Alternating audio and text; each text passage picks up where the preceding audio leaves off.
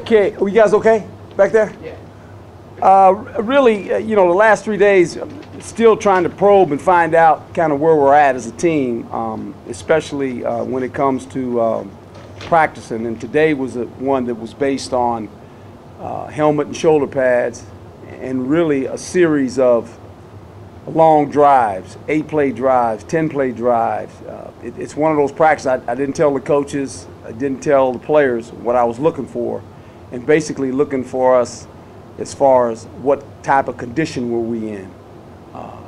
These are the type of practices that collectively as a team you have to run, and the fact that you're going to go 8 plays in a row could happen in a series, could happen on the road when we're playing against an opponent. I wanted to see where we were at mentally and physically, and didn't do well, to be quite honest. Didn't do well. Kind of anticipated a little bit of that. We can blame it on the heat, but it's not going to matter. He has no effect on any of us. So I was just prodding to kind of see where we're at. Told the team that after I got done. This is why we practiced this way today. You know, they thought it was a shorter practice, and it was a shorter practice, but there was a reason it was a shorter practice. It was more of a conditioning, mentally and physically, to see what they could take. And I think you got to do that as a coach. I learned that a long time ago, and we'll get better at it. So a little check mark, and I checked off that we continue to have to try to improve in that area.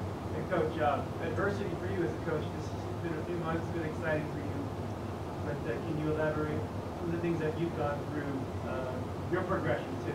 Well, getting to know the players and the staff, I think that's the first thing you realize when you come back to coaching. You know, I knew some of these guys from afar. There's a few people that I've known, but for the most part, learning personalities, learning what buttons to push on players. That's very important. You got to know your players, and you got to know your core players. You got to know the ones that you can lean on, like a practice today. You know, there's guys you got to lean on to make them get the guys going, not the coach. We have a few guys like that. I'm just trying to figure out a couple more, so eventually you could turn it over to them. You know, when you know you're going into a practice like this, you basically there's always this leadership group that you go to before it starts, and you say, look, that's what we're doing today now. You got to get them going, and generally they understand that, and they kind of organize it and run it. Talk about coming here and knowing some of the people that one guy that you brought over, Samuel White. What impression do you have with him going back to the days of New York Jets? Well, obviously a great player, a great friend. We've kept in contact from my days away from the Jets, obviously. It's ironic, when I took the job, he was living here, and it just kind of worked out. He wanted to get back into football, so it was an easy get for me. I mean, he's a fabulous guy, you know, a great player. Daughter goes to school here, and so all the dots connected. But, you know, for Kevin, I think when you look at him as a player, now he's trying to develop as a coach, and anything I can do to help him and help former players, I think that's always good. You know, I was helped along the way by a coach that I played for in college. You know, that's like my first job was at San Jose State. Claude Gilbert, he gave me an opportunity to become a coach when I retired. I mean, he called me up and said, hey, come up to San Jose State, I got to talk to you about something. I went up there, the next day he hired me. I said, oh, okay, I'm a coach now.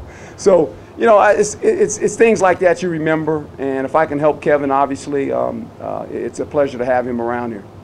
Coach, have you obviously the offensive line is really important to you for this team, so have you been tracking their progress throughout the spring?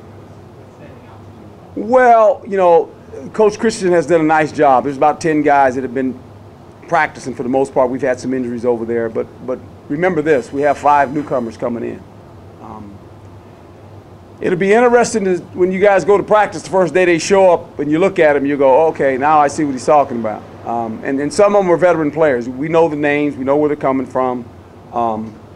So that whole dynamics of that will change. It'll change tremendously. Now they'll come in here and compete for jobs, but hey, that's what this thing's all about, is about competing. So it'll be interesting when those 21 other guys come in to see how the competition kind of rears its head again, and it starts all over again. So that'll be fun. As you mentioned previously, quarterback under center in the spring, I know what you like. What does that do for the quarterback position, from the rhythm and timing, you know, or just the way that they see the field? all this? Well, when they play action, they got to turn their back away from the defense. And you have to understand coverages, you know, and then the great quarterbacks understand that generally once they arrive under center, they've already computed the situation, the down, the distance. I've always said the great quarterbacks read your mail. That's what they do. They walk up to the line of scrimmage, and before the ball snaps, they're trying to read the mail. 2 of the better ones, 3 of the better ones we know of is obviously Peyton Manning. He's going to try to read your mail. Tom Brady, read your mail. Drew Brees, they read it. They look at the formation, they look at the set, they look at the safeties, they look at the front. This is before the ball snapped. You can't read it when the ball snapped. You got to do this all when you're breaking the huddle. And then when they get under center, if it's a play action pass, they realize I'm going to turn my back away from the defense. They're looking at 2 things when they turn their back. Once they square back up, they're looking at the safety, looking at the linebacker. They understand what the coverage is. They get rid of the ball. So you know, it's hard to play under center when you have to turn your back away from the defense. And that's where a lot of quarterbacks fall short. Because once they play action and they turn away, they can't see it. That defense can change dramatically. So the guys that do a good job of that are the guys you see that have a lot of success in our league, in the league. And so building off that, what, from a teaching standpoint, how do you actually develop that? Well, it's a process of actually practicing it. It's like anything else, you know, and when you don't do it a lot, that hinders your ability to go under there. And we've done enough already, and Manny wants to do it. He knows that if he has an opportunity to go to the next level, he's going to be asked to do that. They're not playing not under the center in the next league. They go under center. And so he realizes that. And it's good for us. You know, I just feel like you bring a little bit more to your offense when you can do that. You know, most defenses now are set up to play against quarterbacks that never get under center. So now all of a sudden you go under center, they got to teach that. They got to teach, okay, now what kind of runs do they run from there? What type of play actions? Do they boot? Do they waggle? You got to practice all those things defensively. When the quarterback's just standing there, guess what? We get it. Okay, when you go under center, it's a whole new dimension to the offense. Not just the position players like running backs and quarterbacks, your linemen too. Sure. It's everybody. It's the center. All of a sudden, the quarterback center exchange is important. You know, everybody thinks that's easy. Yeah, really? Not that easy. You know, to hike the ball to the quarterback. How are you to do that? Well, I'm not under there a whole lot anymore. Well, you got to get under there. You know, and the timing of it has to be right. So all that is a different element. You worked with the secondary line. Who's someone that's really kind of helped themselves throughout the course of the spring? Oh, I don't know if I don't like to say one guy, because it's when you do that, these kids read everything. Oh, the coach, you know, get into one guy. I just think I'm smarter. You can't ask me that question. I'm smart. I know how to answer those questions now. I think as a whole, from what we've asked them to do compared to where they were, I mean, if you watch, I mean, you've been out there almost every practice. You can see the improvement, just in the footwork, the confidence in what we're asking them to do. That's the pleasure of coaching. Is when you have a piece of clay and you say, look, this is what we're going to do, and you got to buy into this. And in the first couple, practices week, it was hard. It was like, but now you watch them and you keep watching them and you keep watching them, and now, I always say repetition is the key to success. You got to just keep doing it, so the repetition becomes who you are. And now all of a sudden they get it. They're starting to get it. Now what they got to do is transfer it, and in big moments of a game and competition, continue to do it, because that's going to make them better players. So I think as a group, as well as the linebackers, linebackers are asked to do something. The defensive line, all of a sudden, it's a movement front. They got to run a lot of games up there. All those things are new for these guys, and they've all done a nice job of trying to buy into what we're asking them to do.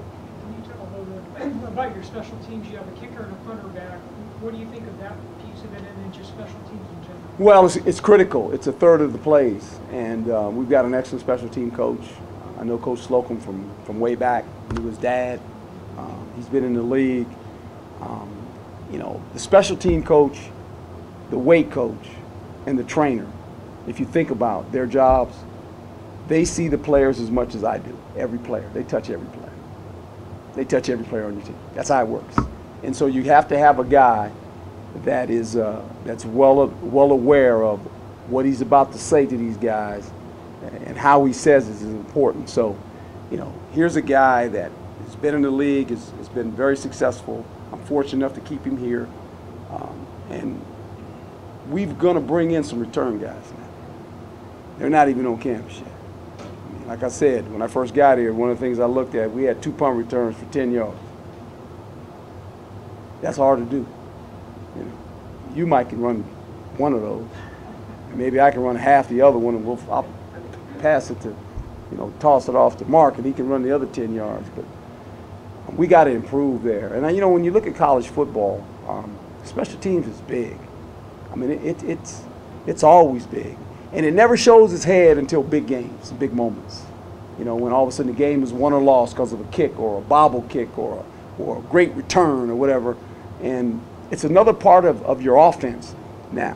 What makes this guy so good, they have a knack of blocking kicks. That's big. I mean, that's like, and this is a confident group when it comes to blocking kicks. We got to get more confident now returning kicks. We know how to block them. Can we return them? Can we return kickoffs? Can we return punts? If we can do that, they're going to be hard to handle. Coach, I've seen you have several conversations with Steve Can you talk about your guys' relationship? Well, you know, I just kind of, I have conversations with everybody. That's probably who you see me talk to. But, you know, I try to pick a couple guys every day that I talk to. You know, when you have a 90-man roster, you want to make sure you communicate with all the players. And I try to do that. Sometimes it's on the field. Sometimes it's in the cafeteria. Sometimes it's in the weight room. Sometimes in the locker room. I just kind of make my rounds. You know, there's certain guys I mess with all the time. I got a few that are my pet peeves. I always kind of press their buttons a little bit, see where they're going. That's just me. That's my personality. I've always been that way. I just think the more that I can communicate with guys, the better. Because then they get a feel for who I am, too. This is, you know, coaching's relationship building. I mean, and as a head coach, when you got 90 guys, look, you gotta touch them all. You know, I have some conversations longer with other guys, but at least I'm aware of who they are. You know, and I think if you're a player, you appreciate that. Anybody else? Okay. All right, thanks, Coach. Thanks, man. We appreciate you. Thank you.